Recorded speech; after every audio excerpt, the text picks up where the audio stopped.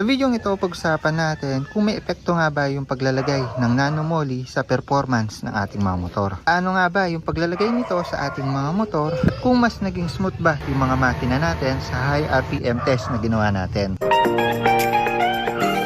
So siguro yung ilan sa inyo may idea na about dito sa nanomoly, yung iba nga baka gumagamit na nito. Pero para po sa mga wala pang idea, itong nanomoly ay sumisikat or nauuso ngayon, bagong labas na produkto. At ito po ay oil additive. Ibig sabihin, hinahalo po siya sa ating mga langis, sa ating mga makina. At base po kay Sir Mel na isang sikat na vlogger na nagpo-promote din po nito, nakakatulong po ito para mas mapaganda yung friction sa mga bakal-bakal sa ating mga makina or mas mapasmooth pa yung andar at performance ng ating mga motor. Dahil mas smooth na yung ating mga engine, pwedeng bumaba or mas tumipid po tayo sa konsumo ng gasolina at mas gumanda pa po yung hatak ng ating mga motor. Yung iba nga po sinasabi nila parang